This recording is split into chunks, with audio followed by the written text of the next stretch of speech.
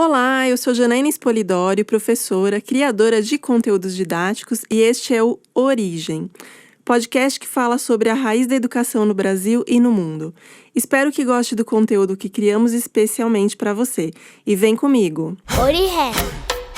Brown, Pons, Tiger. Proelpsis, Origin, Yen. Origem, com Janaína Spolidório. Olá, caro ouvinte, seja bem-vindo a mais um Origem. E o Origem de hoje, ele tá super interessante, que a gente vai falar de uma coisa que todo mundo vê na escola, que são os absurdos pedagógicos. Isso mesmo, quem gosta da Jana Sincerona vai curtir muito esse podcast de hoje. Antes de começar, eu gostaria de lembrar que o podcast é como se fosse um programa gravado de rádio, e por isso você não está me vendo, mas não se preocupe porque eu vou caprichar aqui no áudio de hoje para você ter um bom entretenimento e trazer também contribuições em relação aí ao tema.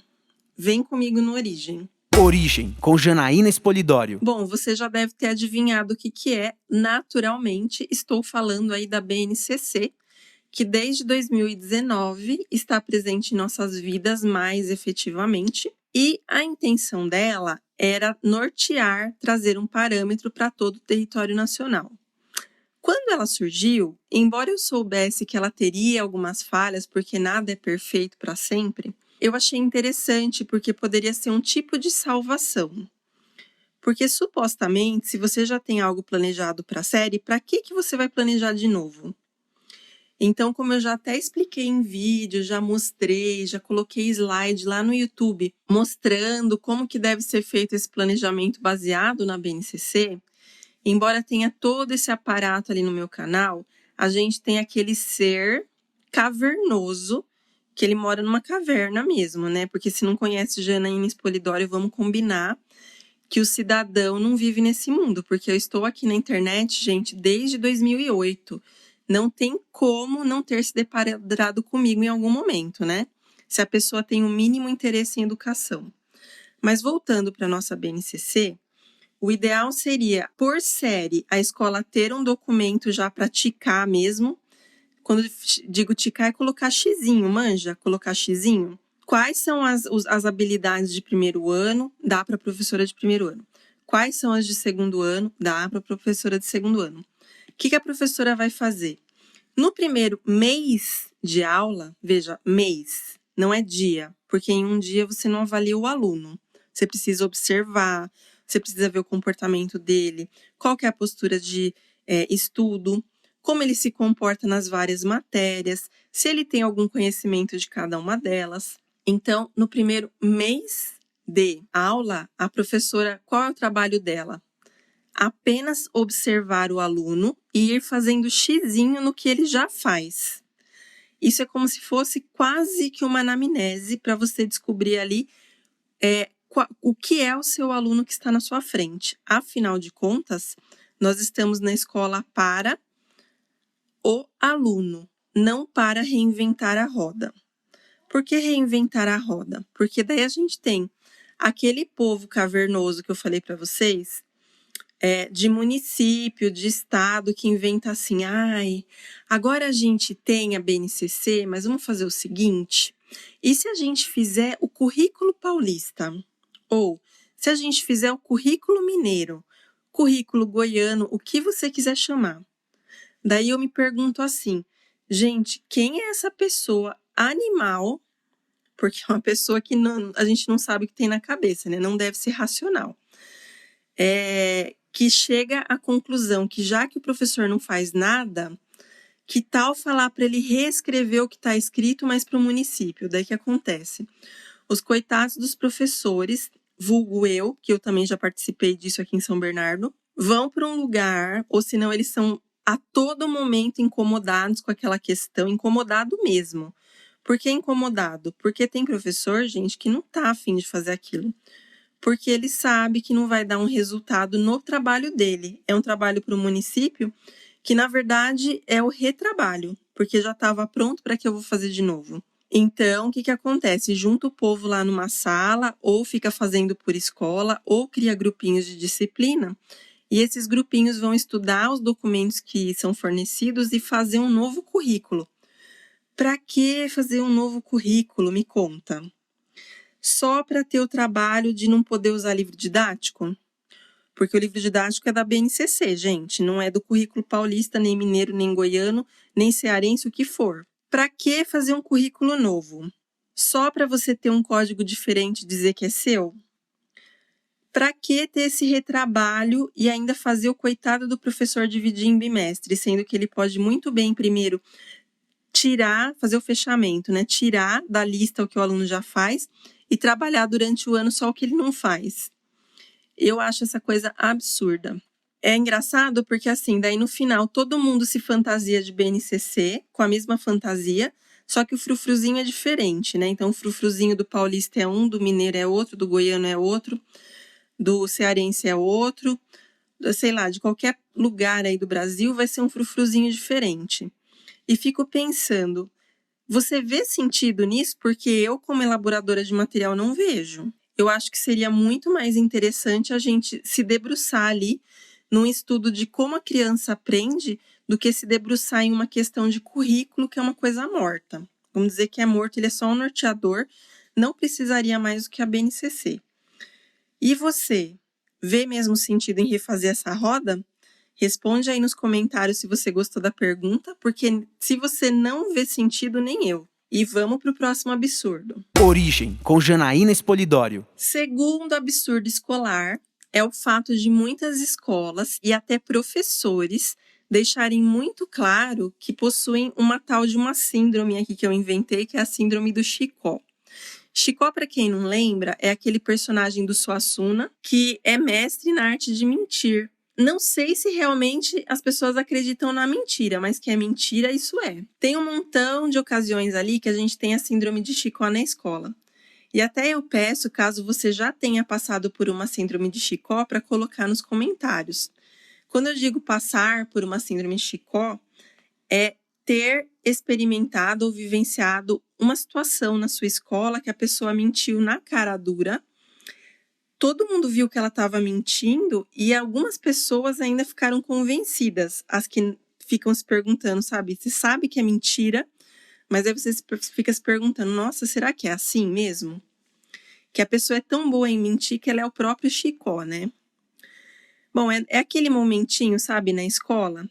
Vou dar alguns exemplos para vocês. E daí eu vou usar um exemplo que aconteceu comigo, mas não na escola, na parte de elaboração, que eu tenho certeza que vocês vão achar um absurdo também.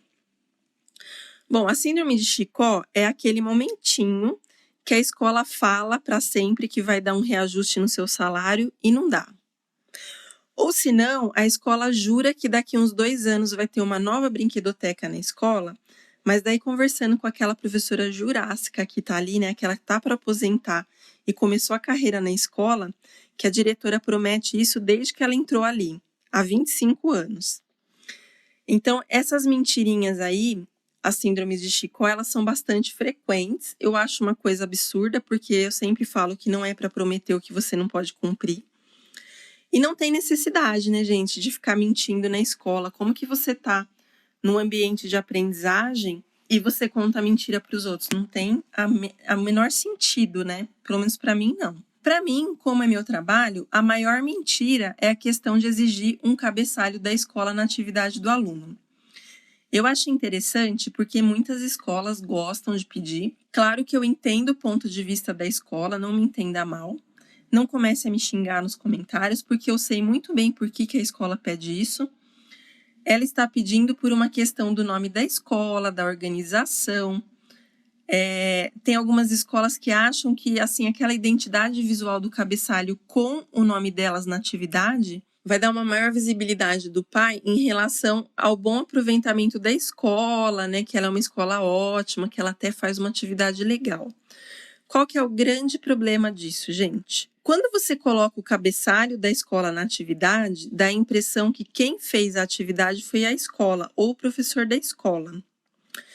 E a pessoa que inventou isso provavelmente não sabe fazer uma atividade, porque não tem a menor noção do que é a questão de direito autoral. muito grave, na verdade é um crime federal, você utilizar a atividade de outra pessoa com o seu nome.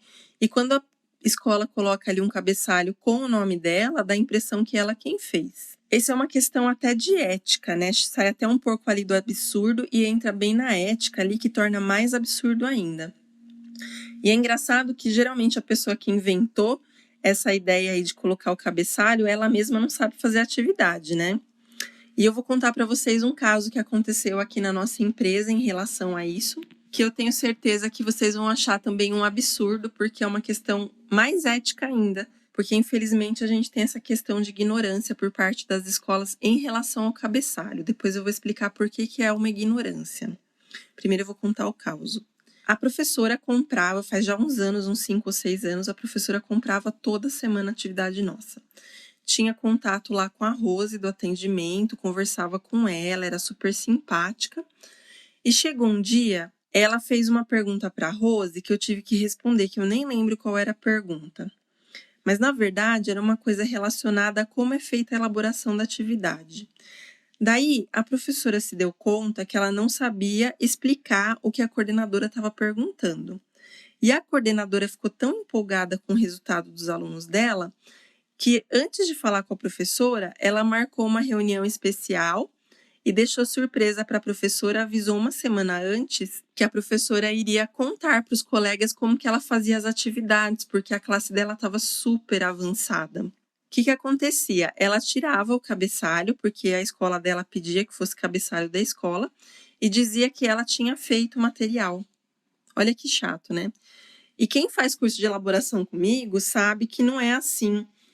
Chegar e explicar como é feita a atividade, que é um processo bastante longo e tem que ser feito aos poucos.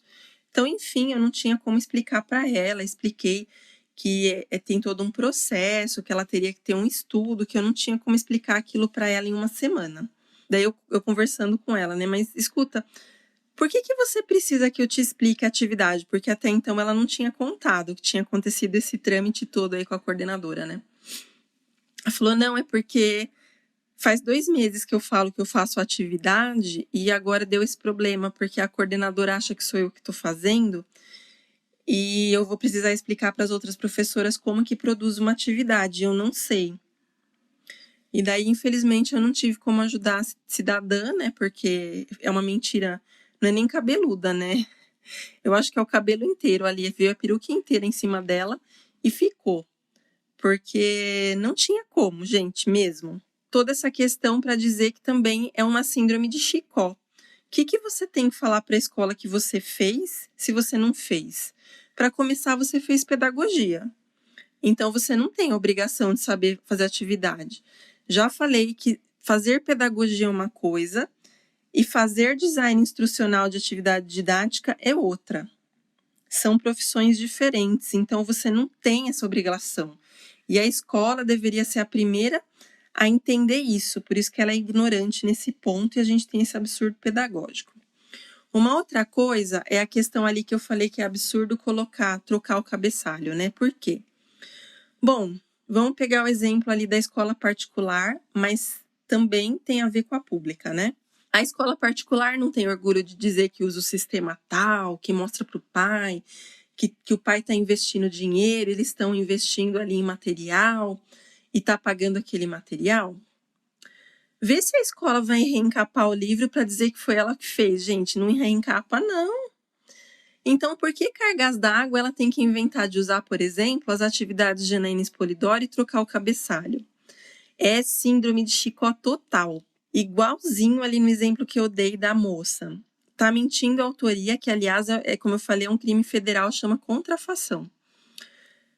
E exigir que o professor faça é pior ainda, porque o professor, como eu falei, é formado em pedagogia. Pensa em uma coisa absurda, é isso. Dizer que fez só para pavonear e nem sabe ligar o computador à pessoa que pediu, né?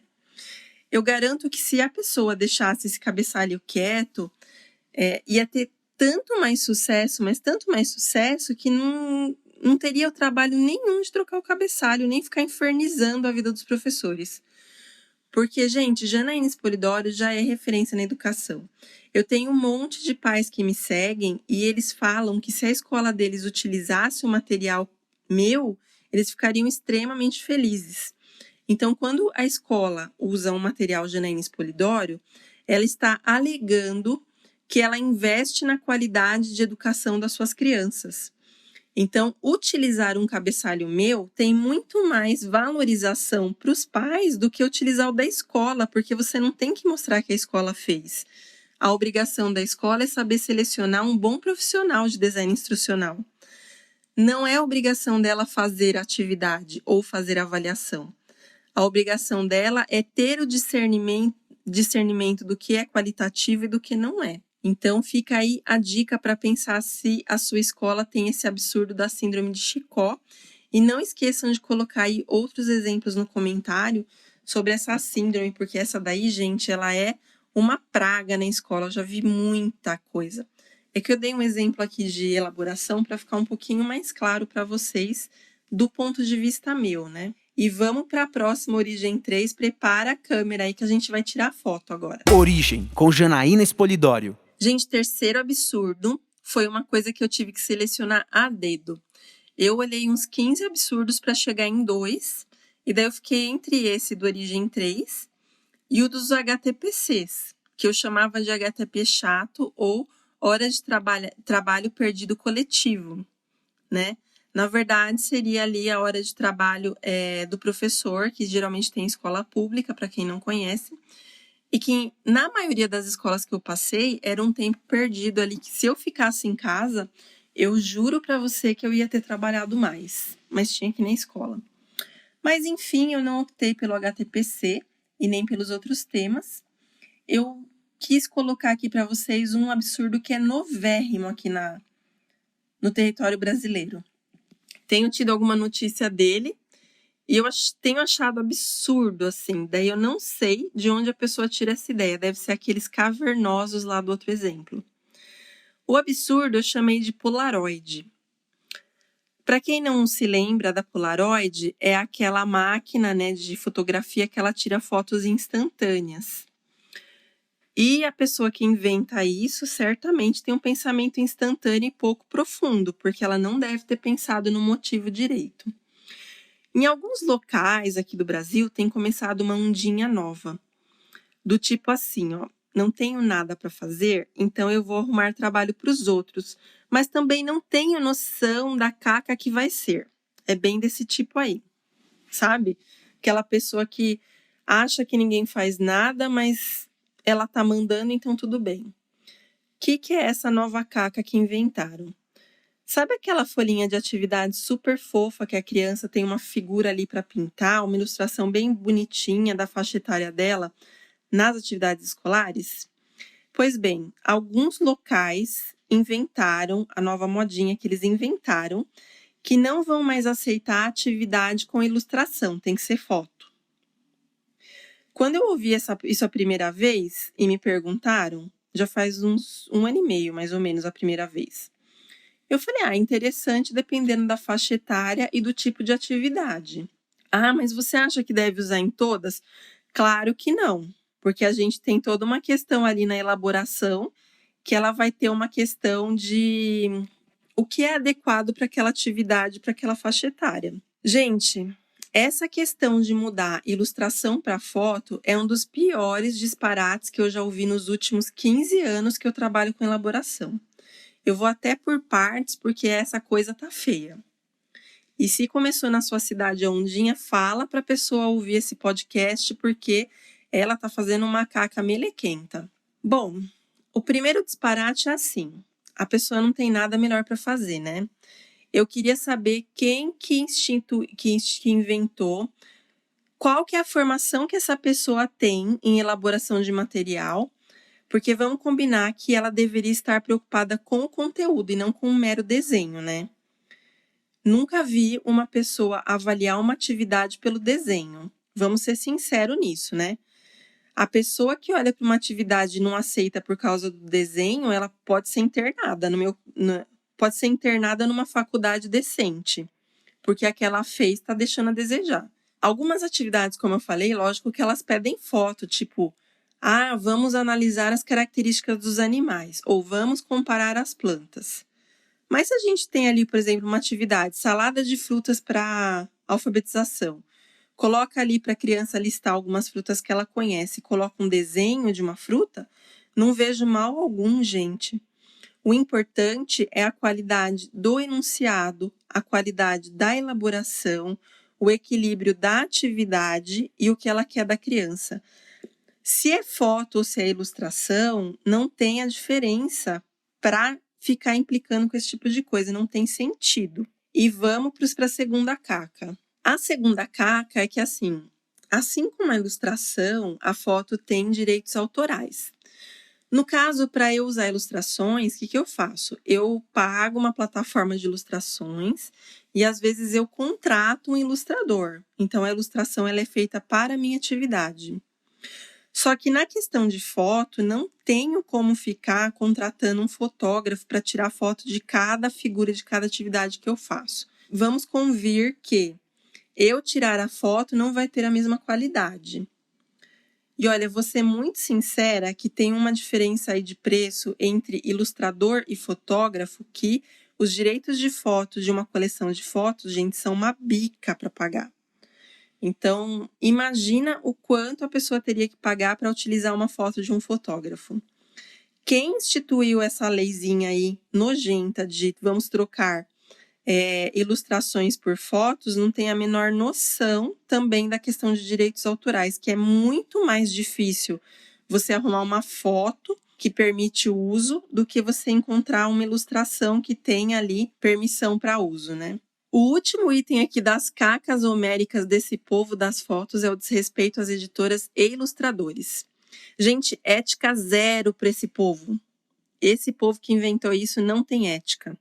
Será que eles têm noção de quanto custa elaborar um material e quanto é suado para esse material ter bons resultados? Gente, eu levo em torno de 6 meses para fazer 20 páginas para uma editora.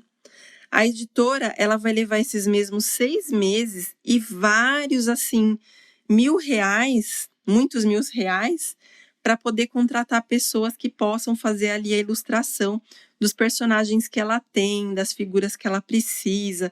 É um trabalho tão delicado, tão requintado e tão cuidadoso que é realmente uma falta de respeito dessas pessoas para com os ilustradores e as editoras. Outra coisa, o que essa coitada dessa editora vai fazer com os milhões de investimento que elas gastaram para produzir os livros? E esses livros e essas atividades que já estão aí no mercado já faz tipo anos, atividades de 2 anos atrás, de 3 anos atrás, o que faz? Joga no lixo só porque é um desenho, não é uma foto? Ah, faça-me o favor, né? O que tem que jogar no lixo é o certificado de conclusão de curso da pessoa que inventou isso, porque ela precisa refazer a roda ali dela mesma. Além disso, vamos pensar em outra coisa aqui agora, ó. E os ilustradores? Se a gente quer fotos, como que a gente faz com a questão do trabalho dos ilustradores? Será que essa pessoa teve respeito com a profissão ilustrador para poder sugerir uma foto em lugar de uma ilustração? Porque, a meu ver, essa pessoa nunca levou em consideração a profissão do ilustrador, certo? Porque se você fala assim, parece assim, queimou a Biblioteca de Alexandria, né? Vamos jogar fora tudo que é de figura, não aceito mais, só aceito foto. Daí o ilustrador vai chegar para trabalhar, a editora vai falar, não, olha, agora a gente tem municípios que não estão mais aceitando ilustração, então eu não vou mais poder te contratar. Gente, o que essa pessoa vai fazer? Vocês já pensaram nisso? Eu acho que deviam fazer isso com a pessoa que inventou, vocês não acham, não? Vamos chegar lá para a pessoa que inventou e falar assim, olha, você está inventando umas coisas muito absurdas e ninguém está concordando. Então, vamos fazer o seguinte, a partir de amanhã você não precisa mais trabalhar nesse lugar, tá bom? Vamos ver se ela acha interessante, né? Porque, olha, pensar que é bom, essa pessoa não pensou. Em lugar de ficar exigindo uma Polaroid dos outros, era legal essa pessoa se preocupar com a formação dela, com a formação dos professores, com a qualidade de ensino das crianças. E deixar que das atividades, das ilustrações, quem cuida são as pessoas que são profissionais dessa área, e não um leigo, certo? Shhh.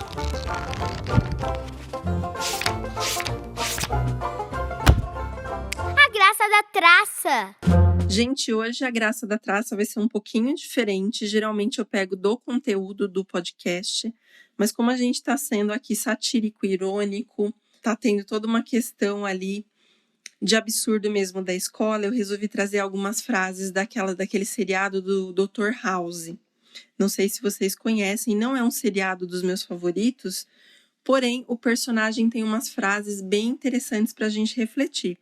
E vem comigo na graça da traça com o Dr. House. A graça da traça. Você não é derrotado quando perde. Você é derrotado quando desiste. A graça da traça. É fácil ser legal com quem você gosta, mas com quem você não gosta, vira habilidade. A graça da traça. Eu finjo estar bem, da mesma forma que as pessoas fingem se importar.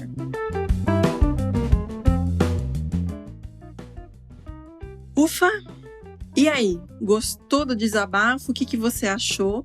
Se você tiver alguma coisa para desabafar, esse é o podcast que você precisa fazer isso, gente. Não deixa isso trancado dentro de você que faz mal.